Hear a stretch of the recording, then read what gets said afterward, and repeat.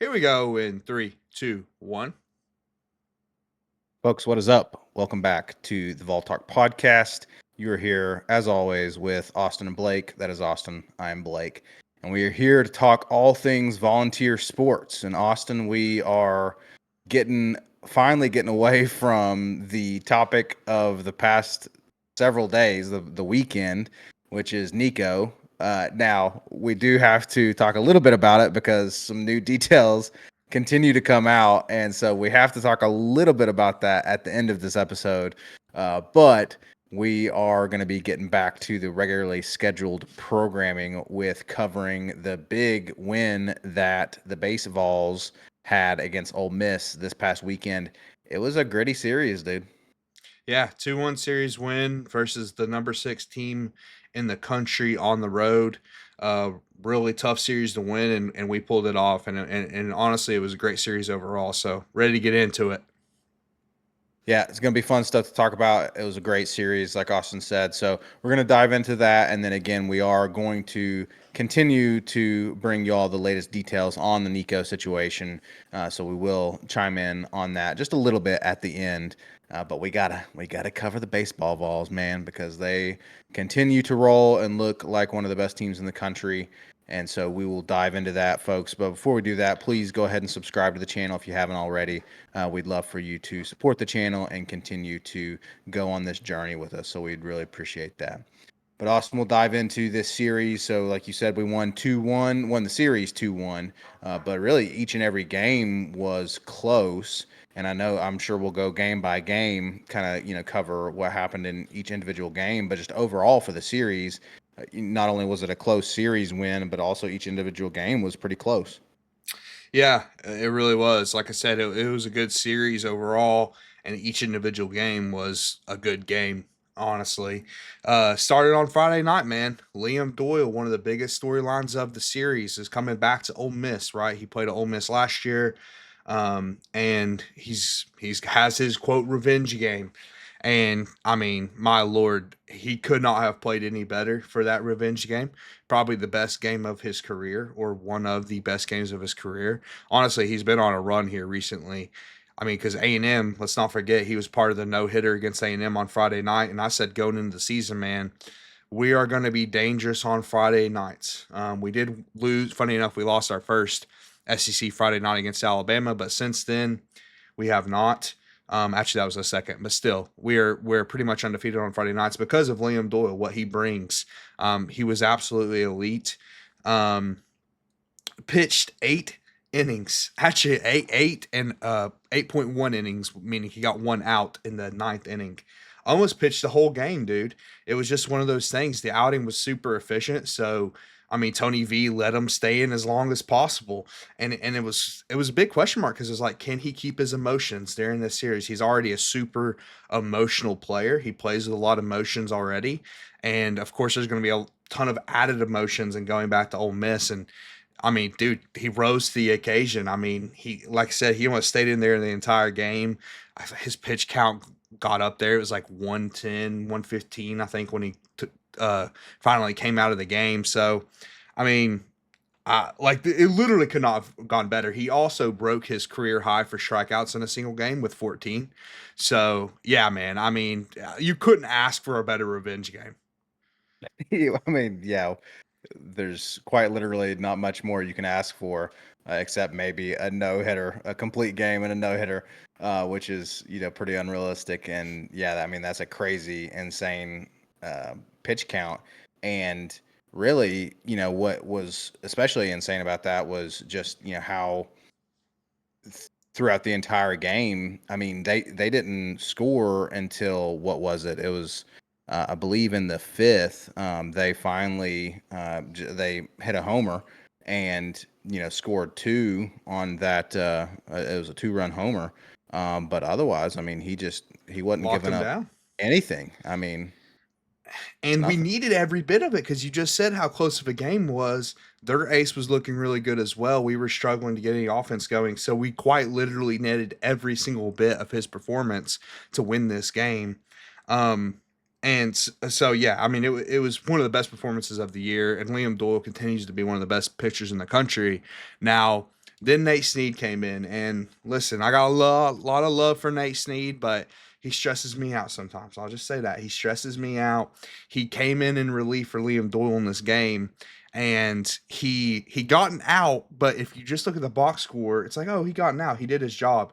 Dude, it was one of the loudest outs of the night. Dude hit it all the way to the warning track. Could have tied the game up if that was a home run. Thankfully, it stayed in the ballpark. But yeah, man, Nate Snead can stress me out sometimes. But thankfully, it was an out. And then the final out was Dylan Loy. He honestly continues to cook. So yeah, man. And the offense wasn't great in this game, but listen, that's Friday nights, right? You're gonna face the best of the best pitchers in the SEC, which if it's the best pitchers in the SEC, what does that mean, Blake? It means it's the best pitchers in the country. Country. Um, Yeah. so yeah, I mean, listen, and a win is a win, man. I mean, especially on a Friday night on the road against the sixth best team in the country. That was just like, I mean, it's the tangibles of this squad. They're finding ways to win in different ways. And because like even like Doyle found a different way to win. He hadn't pitched 8 innings this year. He hadn't got up to the official pitch count was 111. I mean, he hadn't done that yet, but now he just put that on his resume. So it's yet another way for this team to win games. Yeah, I was gonna ask because I don't, think I have any memory of him pitching that many innings and certainly that many pitches at 111. I mean, that's insane. Especially with I know, we've talked before about how he doesn't have the craziest fastball in the world, but still, I mean, 110 pitches is or 111 pitches is an insane amount for any pitcher, Oh, he regardless gets of. up there though. It's about No, 99. he I mean, does, and that's the thing is like that's which is what makes that pitch count crazy. no Uh, doubt, dude. No doubt. And he wasn't losing that velocity either. I mean, if you're able to keep it in the mid to high 90s through 111 pitches, I mean, that's extremely impressive. So, yeah, dude. I mean, like I said, he threw the no hitter against A&M, but I do feel like just what he brought in this game was probably his career game on top of the 14, strikeouts, which is his best mark ever. yeah, and of course he's gonna come to play and show out against his previous team and previous fans. And dude, I'll say this: the whole weekend, Ole Miss fans did show out, and so it does They matter did. that it was an away game and that we were able to win. Now, crowd doesn't affect baseball as much as some other sports, but it can. It can. I mean, not as much as football necessarily, but it can affect it. And they definitely showed out. I think I saw a stat that it was the highest attendance in a weekend for Ole Miss baseball since like the early 2000s or something. So I actually saw the same stat, and it wasn't the early 2000s, but it was their second highest attendance ever in a weekend, and it was their Oh, national there you go. championship season against Mississippi Oh, that's State. what. Okay. And listen, Mississippi State, for fans that aren't, I'm trying to get into SEC baseball and learn more. That was the year Mississippi State had just won a national championship, and then they went into Ole Miss, and Ole Miss was hot that year. So that was an insanely big series, right? And then Ole Miss ended up winning the national championship that year as well. So yeah, I mean, you're right, dude. They absolutely showed out 12,000 plus on Friday night, and it does impact the game. It absolutely does. When 12,000 people are in the ballpark, dude, and especially with the pressure of coming back to a place you decided to leave. I mean, there Exactly. is so much pressure in that. And we'll get into the other guy too, Andrew Fisher, who was doing the same thing, right? He also transferred from Ole Miss, and he was massive in this series at times, and they were letting him have it all weekend, dude, booing him pretty much the entire weekend. So yeah, dude, they both handled coming back to Ole Miss about as good as you could. Yeah, and look, I'll be the first to say I am certainly not going to hold it against Ole Miss fans to, boo players that left your program, right? Because I'll Oh, we be would have done it too. 1000% honest. We would do it too.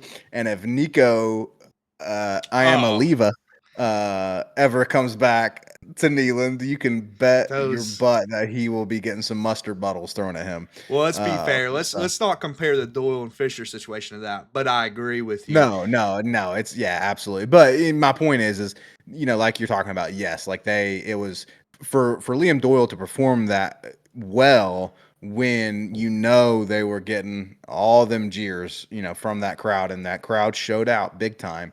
Yep. I think that's absolutely massive for him to have such a just a monumental game, which was great to see. And same for Fisher. Fisher didn't have any RBIs in this game, but like you said, he did have a great weekend. So that maybe that kind of brings us into game two, the one that we did drop. We did. Unfortunately, we dropped it 5-8. But you were talking to me before we started recording that hey, it could have ended up different. It was, I mean, obviously any of these three games could have ended up differently because they were all pretty close. But this one, it was just a back and forth game. Yeah, it was pretty back and forth. Honestly, game two and game three were two of our sloppiest games of the year as far as fielding is concerned. A lot of errors, dude, and just a lot of mistakes that we haven't made all year. I think, I love all these guys, dude. So I'm not necessarily criticizing anyone, but Dean Curley looks off right now. He just looks off. I don't know what's going on. I don't know if he's hurt or what. They actually demoted him in the batting lineup. He's no longer hitting first anymore. They had Hunter Ensley hitting first. So he doesn't look right from a hitting perspective, and he doesn't look right from a fielding perspective. So I don't know what's going on with that. But it's a long season, right? He has time to get it together.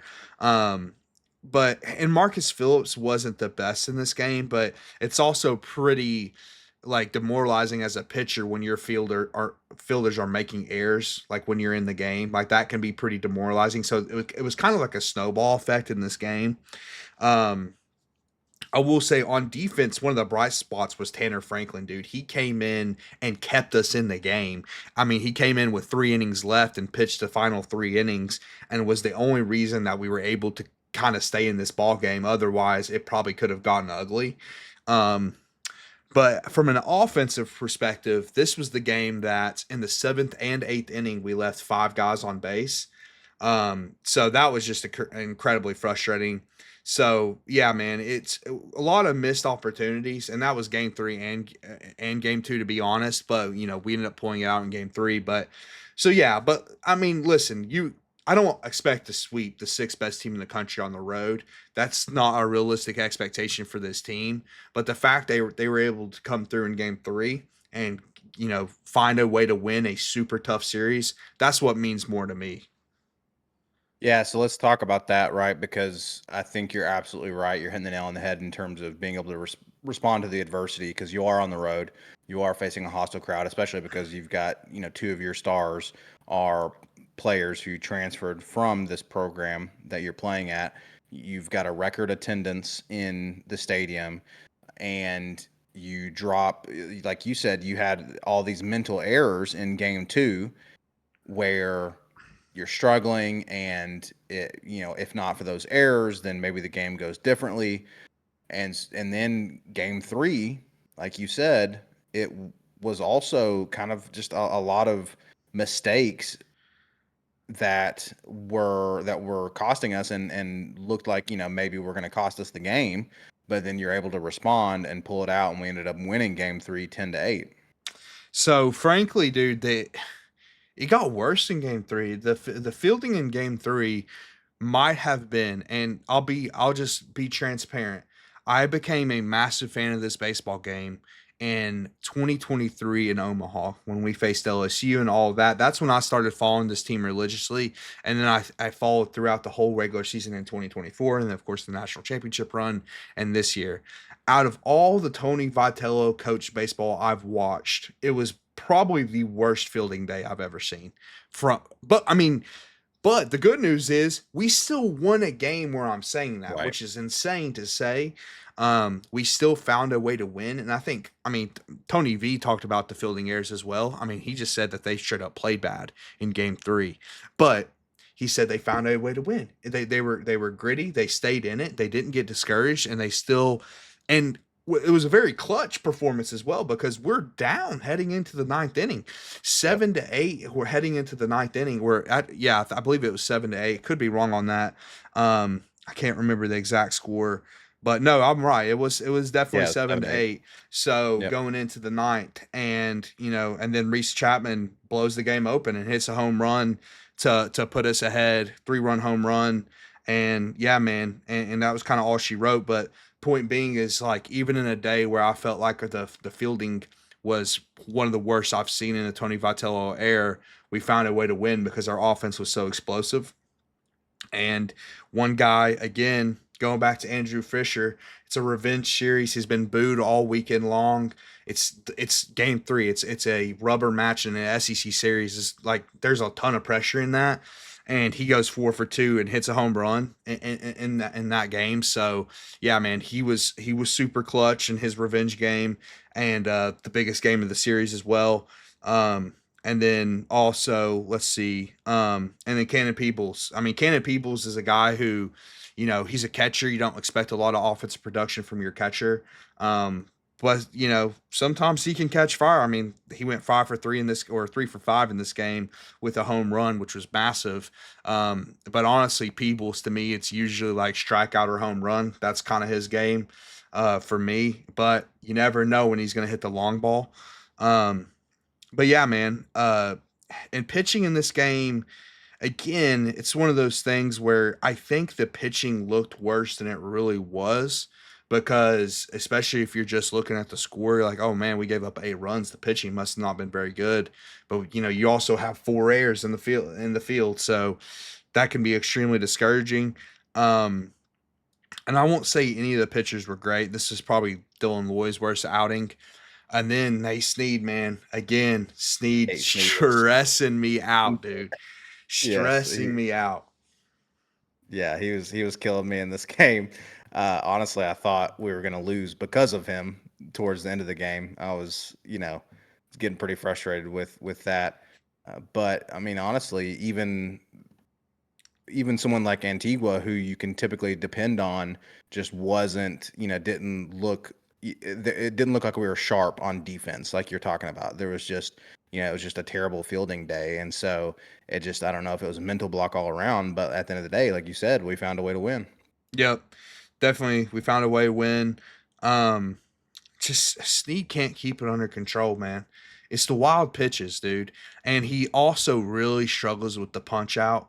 Like he can get to 2 strikes, and then it seems like every batter he faces, no matter who the batter is, can extend the AB. Like he just can't get that punch out pitch to get a strikeout.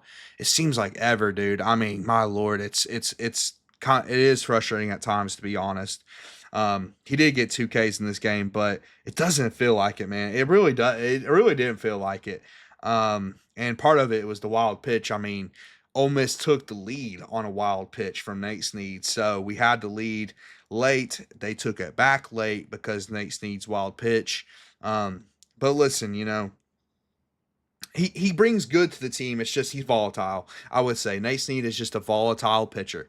That's kind of how I describe him. Um, and Coons and Krenzel were both just okay. I'd say Krenzel was little better than Coons in this game, but yeah, again, in a day where we just don't play good defense, it was ugly defense all around. Honestly, probably shouldn't have been a close game. We probably could have won this game by more if we just played sound defense all game. Um, but hey, in the end, they were clutch and they got a massive win that could, be extremely helpful down the road when we're looking for better seating and everything like that. Yeah, because I mean, we've already talked about the fact that this is not a a pushover team. This is was at the time that we were playing them this past weekend. I'm not sure what they are now in the latest rankings, but they were the sixth best team in the country. They're clearly going to continue to be a top 10 team in the country, and so I mean, I think that does speak to the fortitude of this team, like you were talking about. That you do have this just really bad day fielding, and you've got Nate Snead throwing wild pitches and Ole Miss scoring on wild pitches and all of this, but then you still were able to find a way to win, which in this case was because of the clutch offense at the end of the game. Chapman with a 2-run homer, and then Inslee, of course, the great Inslee, right, with that final RBI to give us that 10th run. and and then were able to close out the bottom of the ninth and win the game. So, I mean, all in all, I'm happy with the fact that we were able to come away from this series with a win, even though it does didn't didn't help my blood pressure at times. No, definitely. And in fairness to Nate Seed, he was really good in the ninth. Like it was the eighth that he was Yeah, kind of struggling, and he got the final three outs that we needed in the ninth, even though it did look dicey. Um, but yeah, dude. I mean, this team continues to find ways to win, and frankly, dude, the A&M series loss is looking better and better. They just swept South Carolina. And keep in mind that's a team that was so highly rated going into the year. So yeah, Tennessee baseball is definitely still one of the best teams in the country. The only bad news is that the road's not getting any easier from here. We have Kentucky coming up, which Kentucky's been playing really good baseball, really tough baseball. They almost upset Texas this weekend, man. They lost 2-1 in the series, but again, another series where those games were very close. So Kentucky is not a game that we can, or not a series that we can take lightly. Or and really none of the rest of the series aren't, right. Like the rest of the way, you're playing the best teams in the country. And like it's nuts because every year the SEC is insane in baseball, but I mean this year especially, dude. I mean it's just heavyweights. Texas heavyweight team ranked number one in the country. Arkansas is ranked ahead of us still, even though they just lost to Georgia. Georgia just beat Arkansas. They're top five. Then you just have Ole Miss that we beat. I mean, it's just an absolutely loaded conference. And then you have a team like A&M who was preseason number one, but they struggled to begin the year. So yeah, man, it's just it's not getting any easier from here. But as long as we can continue to find ways to win these series, dude, then I still think this team is absolutely poised to go to Omaha. absolutely. And honestly, the fact that we are still early on in the season. Look, there's going to be more bumps, but as we've talked about with the football team, good teams get better. And so you hope that a day like this at Ole Miss, where not even on Sunday, really the last two games there, like you talked about on Saturday and Sunday, with just the mental errors and the just poor fielding, hopefully that is a learning experience and that they get better from that, right? And there's improvement from that. And so the road doesn't get any easier, but with this tough schedule, the hope is that this team will continue to get better as time goes along. As you mentioned, we've got Kentucky coming up. Of course, we got our midweek game against Bellarmine, whatever that team is. We got that coming up on Tuesday night, and then we've got the series in Knoxville against Kentucky. And then after that, Austin, we've got one of the matches that was really highly touted throughout the beginning of the season. We got LSU fans yapping, yapping, yapping, and we are going to be going down to Baton Rouge and to play a really tough LSU team after this Kentucky series. So They it are just, they are yapping less after getting swept by Auburn this past weekend. So you're going to yeah, hear less and less from LSU fans, I don't think. And they are in that conversation as well. But listen, Auburn's up there. I mean, they just swept LSU. They're top 10 in the country. We also have Auburn on the schedule coming up, if I'm not wrong, man. So it is Auburn's right after LSU. exactly. So And then we have Arkansas and we have Vanderbilt. And it's like, dude, these are all ranked SEC. Like, these are all ranked teams and really good teams. So yeah, it's going to be interesting to see how how it ends up. I'm excited to see how many of these series we can win. I will say for some of the easily stressed out Vols fans, which listen, we're used to being stressed out as Vol fans, but yes, I am talking to you. I'm talking to myself as well. But we have to, even if this team drops an SEC series, it's okay. It's fine because yeah, look at the schedule. I mean, it would be ridiculous if we ran through the schedule. I mean, it would have been totally reasonable for us to lose to Ole Miss this weekend, but we didn't. So that should tell everybody, hey, this team is fine. It's one of the best teams in the country. Don't panic if we lose a series. Don't even panic if we lose two series in a row because again, it's an insanely difficult schedule. If you can make it through this run, the run to Omaha is going to be a damn breeze, dude. It's going to be a breeze. I just hope that we don't run into another SEC school in the super regionals. Hopefully we can avoid that, just because. Listen, dude, it is we talked about the gauntlet of basketball season. It's like that every year in baseball, and the less SEC teams you can play in the postseason, the better. Absolutely. We definitely don't want to draw an SEC team in the super regionals. That would definitely hurt our chances of getting to Omaha. But, to your point earlier, I think a win like this against Ole Miss it's going to be huge when it comes to seeding time, right? Series by series, right? We just got to take it a series at a time and win the ones that we can, because the more you can win against these top 10 SEC teams, the better it's going to build your resume. And so it is a big deal when we can win these series, especially on the road. It's a big deal to be able to get these wins when we can, because as you said, it's just an insane schedule. I mean, we used to have some pretty insane schedules in football. This schedule is just, the basketball schedule this year was insane. But This might somehow be the this, most, yeah, but somehow some, this baseball schedule is still the some, toughest. somehow this one's still the toughest. So, pretty insane stuff. But Austin, any additional thoughts on the series this weekend or any upcoming games for the baseball team? No, man, just excited to see the rest of the baseball season, and I'm still thinking this is one of the best teams in the country. I don't know how like, listen, I think the pitching depth question I had at the beginning of the year is starting to kind of rear its ugly head. Like, it's clear we don't have a very deep core of relievers. But listen, I think our starting pitchers are also better than last year. That's another thing. So I think Liam Doyle's maybe the best pitcher in the Tony Vitello era. So I think that will be good enough to get us pretty far. Yeah, it's going to be good stuff. Continue keeping track of these base Vols fans, because they are fun to watch, and we're going to continue to cover them and bring you all of the riveting Vol talk analysis here. But it's fun to talk about, man, because this is a fun team, and it's fun to have such a dominant baseball team, and really the most dominant baseball coach in the country. It's good stuff. I mean, it's fun to be a Vol right now. So.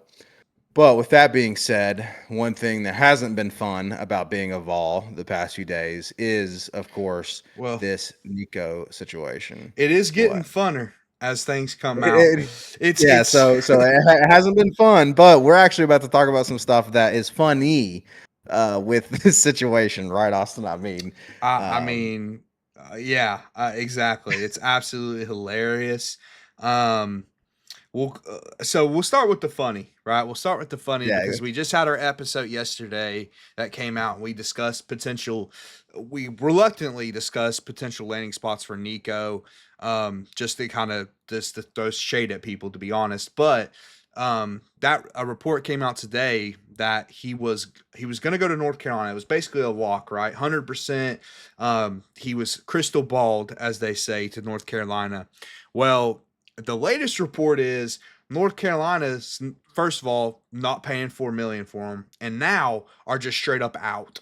So now North Carolina is not even in the running, right? And the other two teams that are in the running are UCLA, which we did mention yesterday, and Tulane. Tulane, not a Power Four school.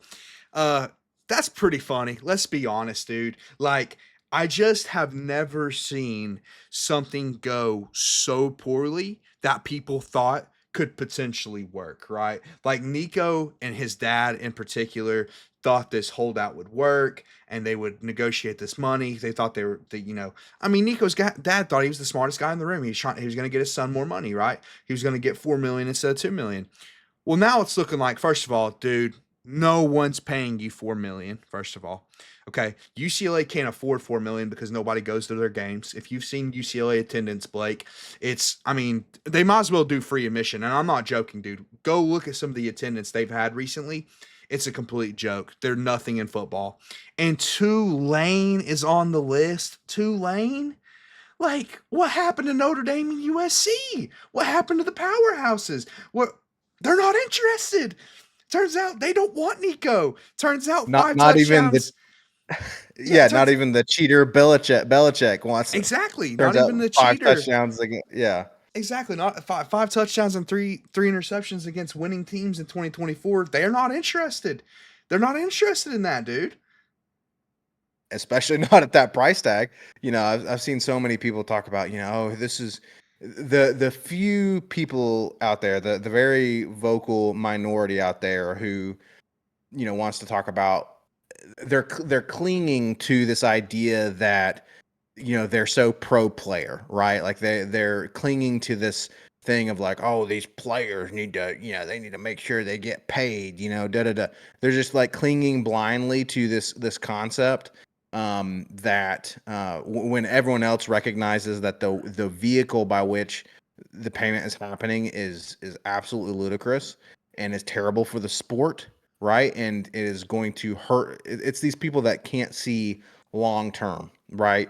It's only about the short term, what's right in front of you, right? It's the instant gratification. And they can't see long term when everyone else is looking at this situation saying, hey, long term, this is obviously going to hurt us.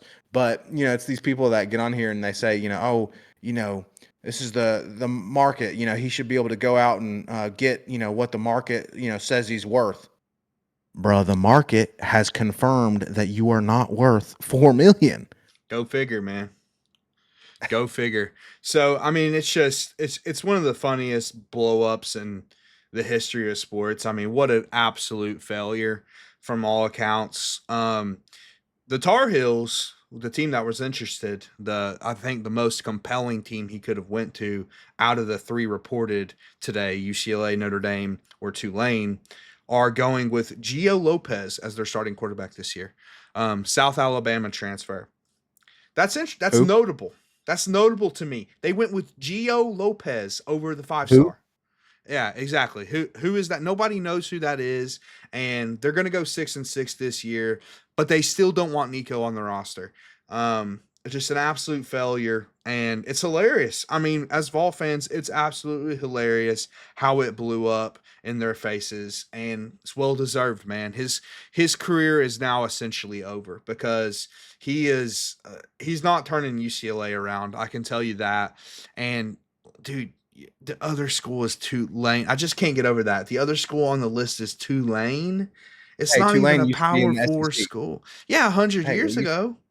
yeah, which is just so happens to be the time that the last time UCLA was relevant in football too. So, look, Yeah. maybe he's just going for a historic theme here. Maybe he's, wanting to resurrect 100-year-old dead programs.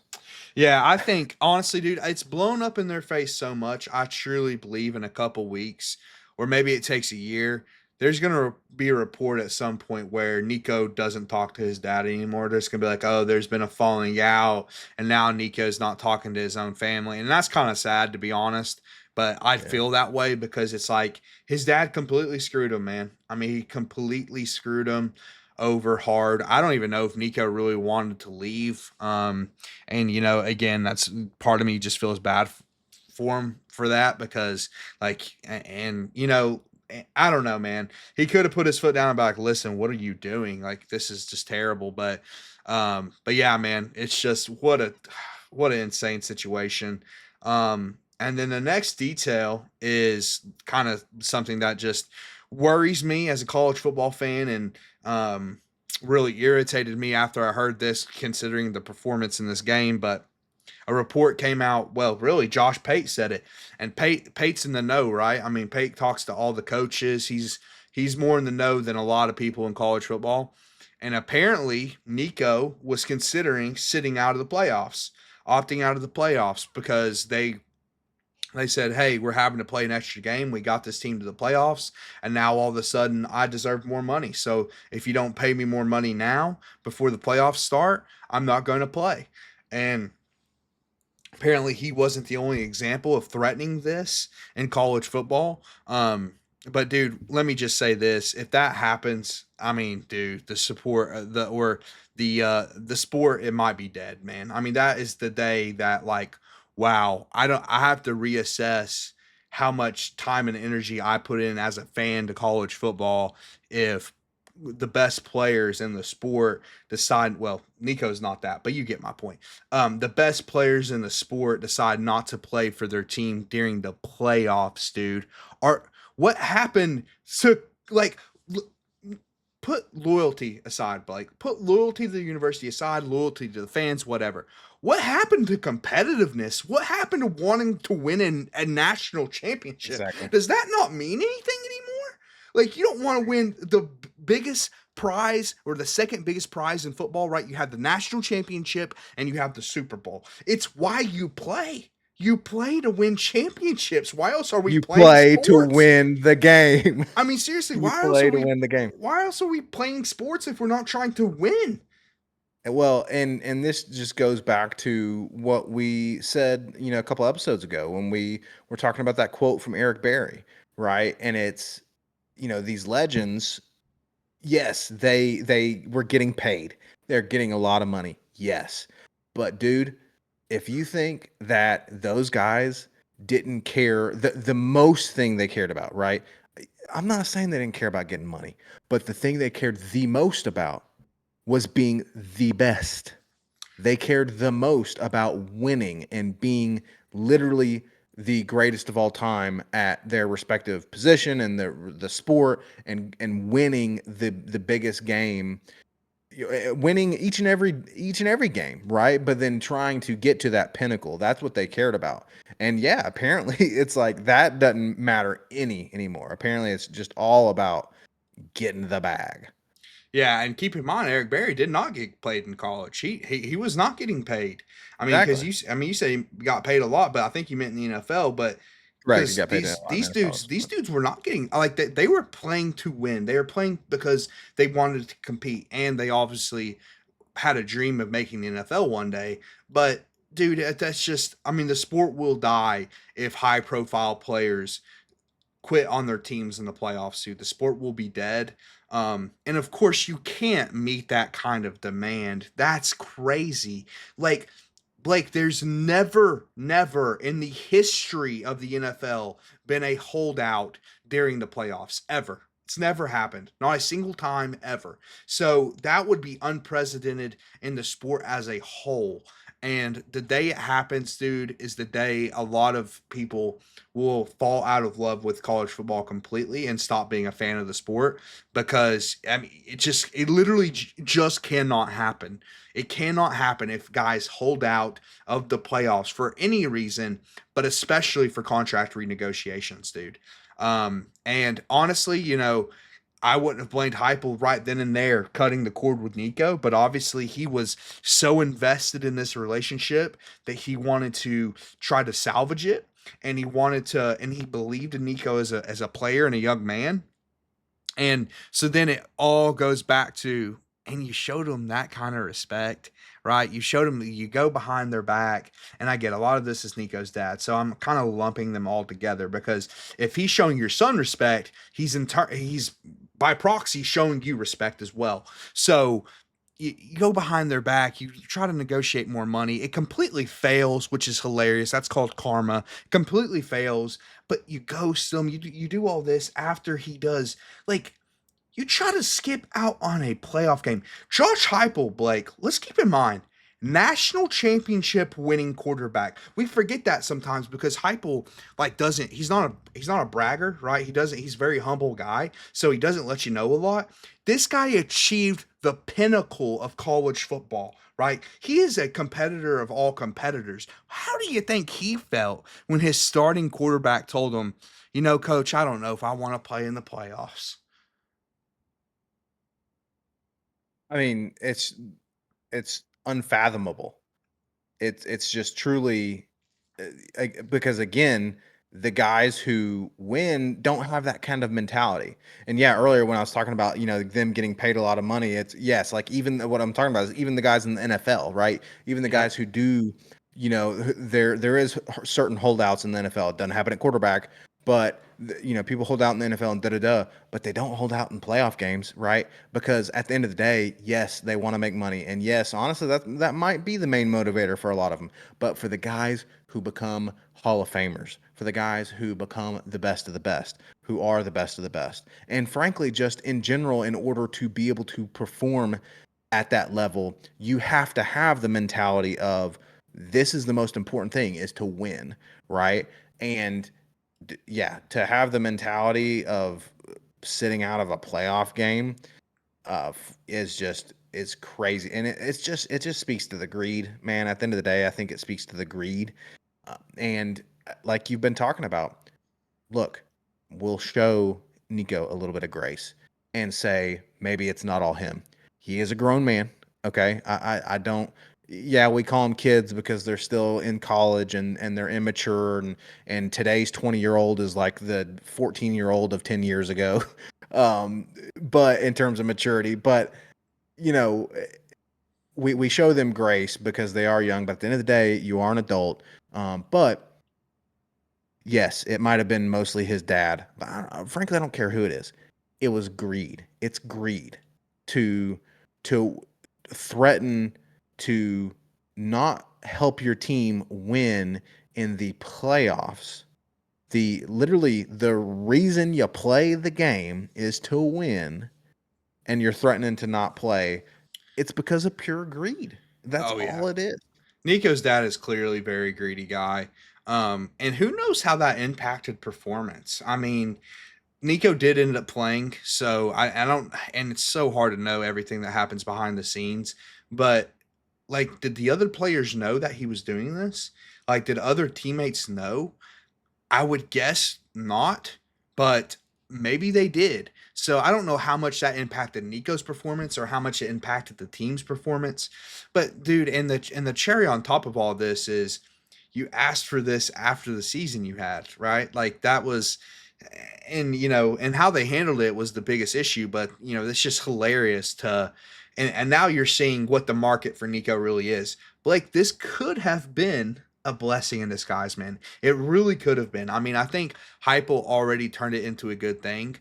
But if we go out and we get a high profile quarterback in the portal, a guy who's already proven more than Nico, a guy like Avery Johnson, a guy who Heupel recruited in high school, then dude, I mean, man, you get that cancer out, right? Nico's team really as the cancer, and how much of Nico played a role into it, who knows, right? But you get that cancer out, and then you add a player that's more talented, who's less of a diva, who's less of, more about me instead of the team. Dude, I mean, we could be looking at in a couple weeks with the portal opening on Wednesday, right? We're recording this on Monday. The portal opens on Wednesday. We could be looking at a brighter outlook of the 2025 season when this is all said and done. Yeah, and that goes back to our previous episodes where we've been talking about our optimism, right? Because here's the deal. We hoped that Nico would make a stride in this upcoming season. We hoped that he would improve. But that's the thing is that it was a question mark. We were hoping he would improve because if he didn't improve, we were talking about how man this next season might be rough because we don't have the defense that we had. We've lost a lot of starters on defense. It's not going to be anywhere near as the historic greatness that the last season's defense was. Mm-hmm. And we lost Dylan Sampson, and we lost a little bit of depth at wide receiver as well. And so it's like we needed Nico to improve in order to be in a good position for our season next year. And that was a massive question mark. And so it could end up being a blessing in disguise. Going back to Heupel and when Nico threatened the playoff game, I wonder if that was the case and Nico threatened it, and I don't know all the details. We just know that it was a thing that it was being talked about is sitting out of playoff games unless there's more money.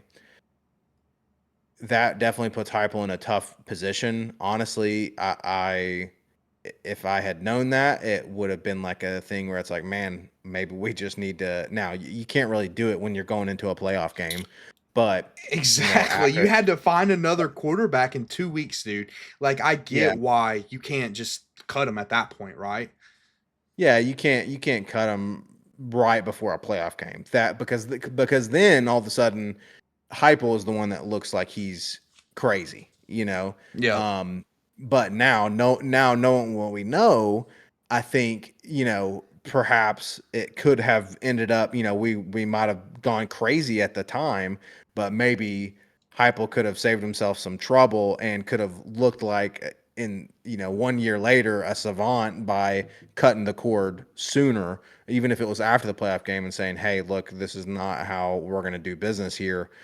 But regardless, he made it right now with this situation when Nico really did hold out. Right, he threatened it before, and then it didn't happen, and then now it did happen, and then as soon as it happened, Heupel said, "Nope, this is where we draw the line," and so hopefully we continue to see that precedent being implemented across the sport, and coaches saying, now hopefully they'll say, "Hey, you're not even going to threaten this. If you threaten that you're going to hold out, nah, we're out." Agreed.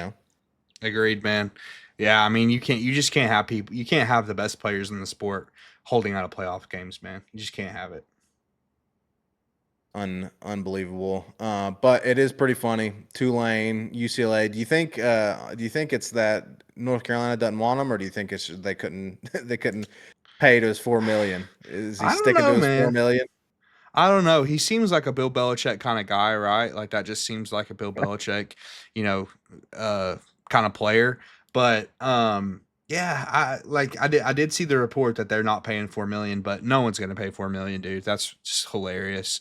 That was never gonna happen. And listen, I am rooting against him and his family just because, like, honestly, for the health of the sport. I mean, hopefully this is like a example for other players to look at and be like, "Oh my god, dude, I'm not doing that. My lord, look at how that went." I mean, dude, it's just like if he ends up at Tulane, man, I like, like, That's we'll have to talk about it because it's gonna be one of the funniest moments in the history of the world. I mean, that's just so funny. You thought like somebody in the room thought they were so smart. They're like, dude, let's hold out. Let's get practice. That will get him to the table. And what it comes down to is delusion, right? They thought Nico, like, oh man, Nico's one of the best quarterbacks in the country. Go look at quarterback rankings around the country, man. Nobody was ranking him as one of the best quarterbacks in the country. Why is his odds for the Heisman not there when they were last year? Because Vegas saw him play for a season and realized this guy is not the kind of guy that should be in Heisman rankings. I mean, like, come on, man. Like, get real, dude. Like, I mean, it's total delusion from that family. So yeah, I mean, yeah, his career is looking rough, man. It's looking rough. Good luck though. Yeah, well, we'll see what happens. Maybe UCLA ends up paying him because they've got some money, but he's not going to be able to turn around that program either. If he does end up at Tulane, it's going to be a season full of memery. We're gonna have to be pumping out some memes and some making Honestly, fun of it the entire and season. UCLA and Tulane. I mean, have fun Even playing. UCLA Exactly. Have is fun not. playing in front of 12,000 fans a game, buddy. Like you had 100,000 plus in the SEC, the pinnacle of college football. What are you doing? Oh my God, they're gonna look back on this and be like, what have we done? That's why I sadly predicted that Nico would stop talking to his family at some point, dude. It's just like they just really screwed that kid forever. Yeah. That would be tragic if he hasn't fallen out with his family, but at the end of the day, his dad is a clown. Obviously, delusional is the appropriate word for it that you used. And unfortunately, human beings are not prone to admitting when they're wrong. So I don't know if his dad will ever admit the massive error that he made. But regardless, folks, we'll continue to talk about this was such a huge story that there's going to continue to be some details that come out, and so we're not going to hammer y'all over the head with it every episode. Obviously we're not going to try to milk this situation for more than it's worth. It is worth talking about because it is a huge moment in the history of college football and where we're at right now, and so we are going to continue to talk about it, especially since it directly impacts the Vols. And we talk all things Vols. So we'll continue to talk about the Nico situation. But from here on out, we're going to continue to cover the baseball team as we go into these like Austin talked about, these big series that are coming up, and cover that. And then we'll also continue to cover the football team in terms of off-season news and in any other news other than Nico that comes through for the football team. We might, Austin, here and come next week, we might be talking about a new quarterback on the roster, right? We're going to have to talk about that depending on who we end up picking up in the transfer portal. And is it going to be a QB1 or is it just for depth? We'll see. So plenty of content coming up here, folks, for Volunteer Sports. Austin, any other final thoughts? No, man. Hopefully this is one of the last times we have to talk about Nico in that situation, just because I mean, yeah, it is big and everything, but let's hope it's some of the last real conversation we have to have about it. I'm hoping next week it's more about what's next for us, The right? future. Talking about a new quarterback for the University of Tennessee, because that's what we care about. We're not going to focus on Nico because he's irrelevant at this point. We don't talk about non-power four quarterbacks on this show, so. Good luck at Tulane, bro. And we will end it on that, folks. We appreciate y'all joining us. Look, we're going to catch y'all on the other side of the transfer portal opening up on Wednesday and on the other side of the baseball series against Kentucky coming up this weekend. Until then, as always, go Vols. GBO.